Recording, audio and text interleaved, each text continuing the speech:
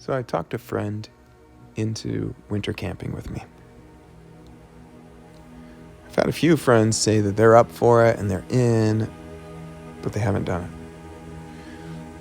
Stephen and his son and my son headed out to Charlevoix and roasted our dinner over a fire right beside Lake Charlevoix and tried to get some sleep. He was in a tent right beside me on the beach, and it worked out pretty well. We had a good time. So here I am early in the morning trying to wake up. Might be a little loopy this morning. Did the winter camping thing with my friend Steven and his son Ben, and my son Cruiser. And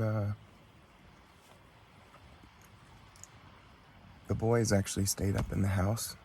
I just hit the pole with my head. The boys stayed up in the house and we camped on the beach. I'm in my rooftop tent. Steven's in his backpacking, super light, cool tent that he put on the beach, which is covered in snow.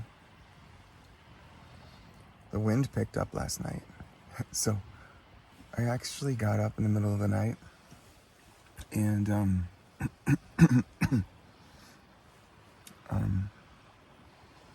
I got up in the middle of the night because my tent was kind of shaking all over the place, and it's hard to sleep when that's happening. So just started the car up. I clipped the ladder up off the ground that comes down from the tent. I'm whispering because Stephen might be sleeping. I don't know for sure.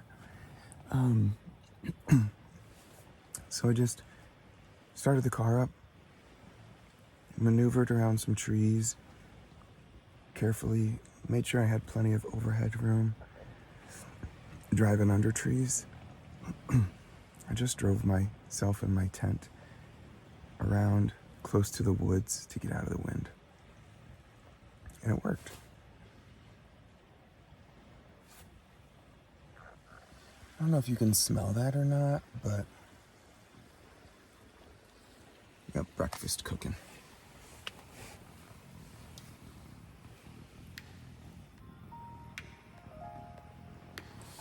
Here's my coffee warming up. Here's my breakfast burrito. And you can actually really smell it. It smells like an oven cooking my breakfast burrito right there. My wife made us breakfast burritos.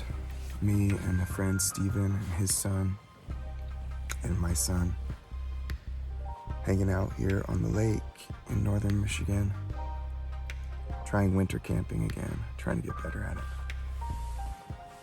I'm pretty excited for this breakfast burrito. Thank you, love.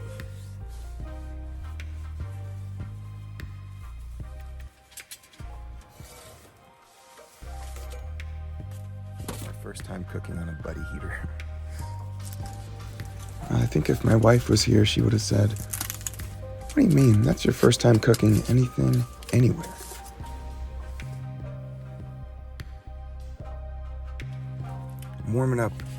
Just warming up cold brew coffee. I don't know.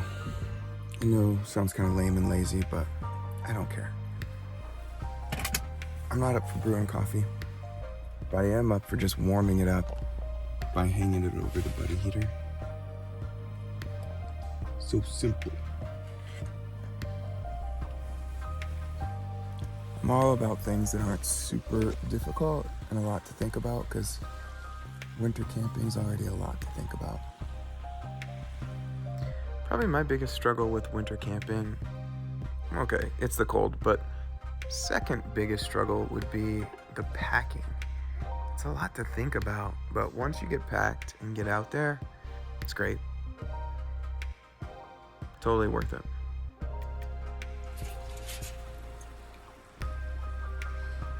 Don't you love how when you're not vlogging If you talk to yourself, you're crazy.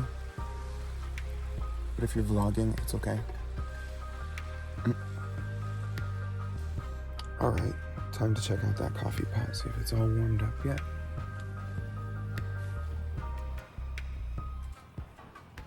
I'm gonna guess it's almost boiling, but we'll see. Moment of truth here.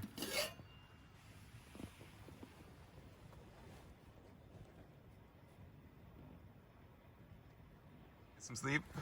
I did. Dude, when you start your vehicle. Did I freak you out? Scared the crap out of me. Like, what the heck is that? What? Is it windy in there or something? Or? So windy. It was, yeah. I think I've accidentally melted a little bit of my buddy heater handle. Seems like something I would do. Oh well, still works.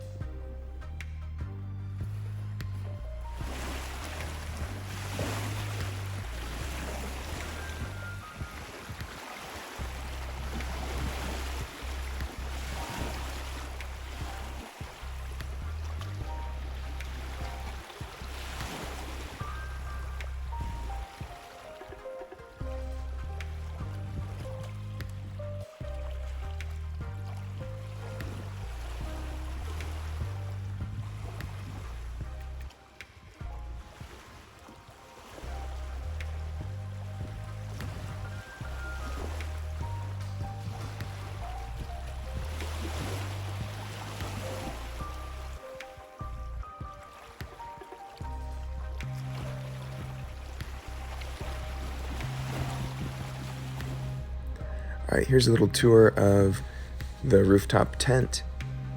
Good morning. There's room in here for two, and I've just been using this down comforter, which has kept me warm down to about 20 degrees. I really need to just invest in something like a 20 below rated sleeping bag, which means it will keep you alive down to 20 below, but you won't be comfortable at 20 below. So do need to pick something like that up. But there's always one more thing to get, isn't there? This ladder would be nice if it stayed on an angle, but the vehicle's tall enough, it just kind of stays up and down vertical, which makes it kind of hard to climb, but it's still doable. It's all right. Here's the back end. The vehicle came with built-in drawers that store a lot. Here's some little shout out to some awesome companies. That Riggs Coffee, I don't know anything about. That sticker was just stuck on the vehicle when I got it. Toe warmers, hand warmers are a must. They've got these little LED lights kind of stuck around the car too, which is really handy for camping. These drawers pull out really far. Got a first aid kit in there, some straps, and it'll be full of camping gear when I pack up.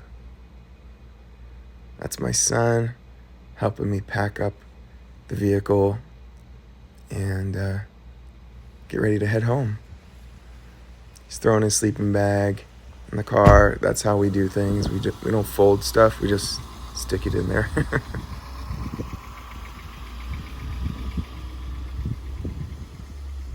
But just a cool thing happened this morning. I'm not saying this to come across like, oh, I've got it figured out, self-righteous, whatever.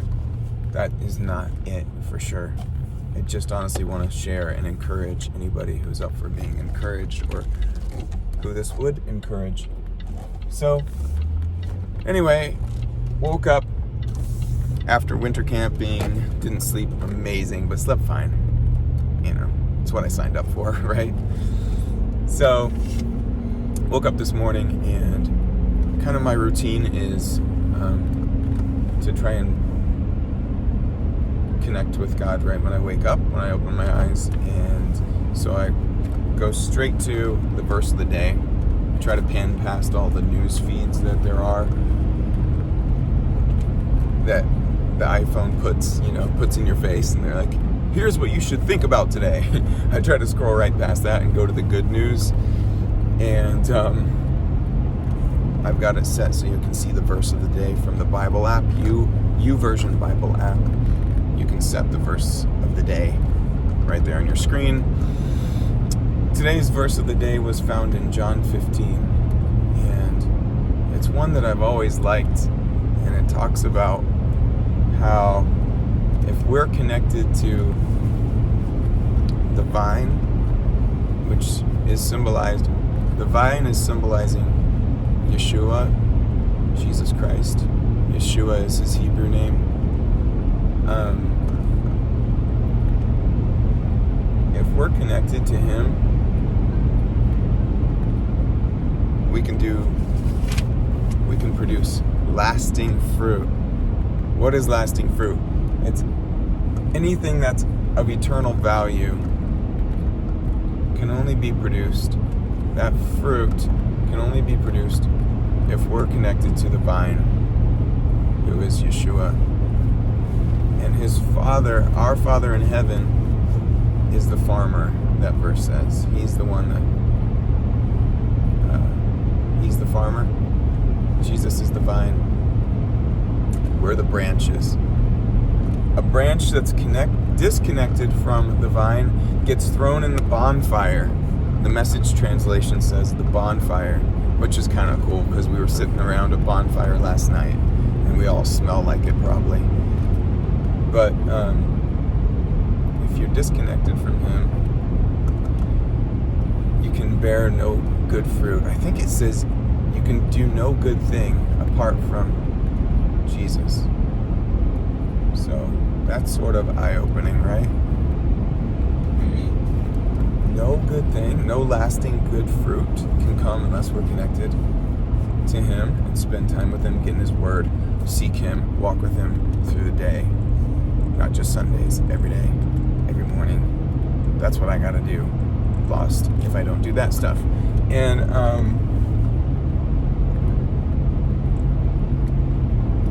what was cool was my routine is read the verse of the day, and then I read more, just going through the whole Bible. And I've done that for the last few years, and it's made a difference. Life's better. It's more fun. There's less pressure. Think about it. If we're connected to the vine, we don't have to. Does the branch try to produce fruit? You know, like Todd White talks about an apple tree. Do you see it striving and working? And do you see it just crunched, producing apples? You know what I mean? No. It effortlessly produces fruit. That's what happens if we're connected to Yeshua. He'll do the producing. We just stay connected. That takes a lot of pressure off. Trying to talk anybody into anything, or force anyone into anything, or pressure anyone into anything. I don't like that pressure idea. So then, that was the verse of the day today. Then I get in the Word for my daily reading. I've got scheduled daily reading, right? Okay? Of all the verses in the Bible, all the books in the Bible today, guess where I was? John 15. So encouraging just how God will line things up like that for you and be like, I see you, you know? It's cool. Alright, I'm done.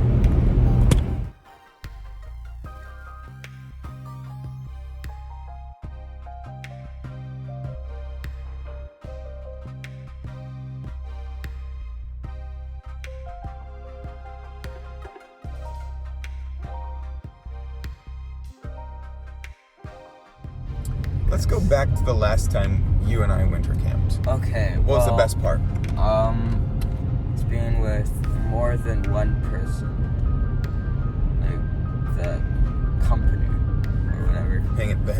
Yeah. Okay. Yeah. Sweet. Okay. Wow. That makes me feel good. And then, what was the worst part about winter camping when you did it with me? Well, I will admit, I did leak when I tried to use the pee bottle a lot. Did you say you leaked? Yeah. Oh, taking a leak. Yeah. Yeah, confession. When you're in a rooftop tent, it's a very well-known fact that you use a pee bottle. You ain't gonna climb down in the middle of the night in the snow for that. When nature's calling, just gotta answer. Okay. Well, I didn't expect that answer.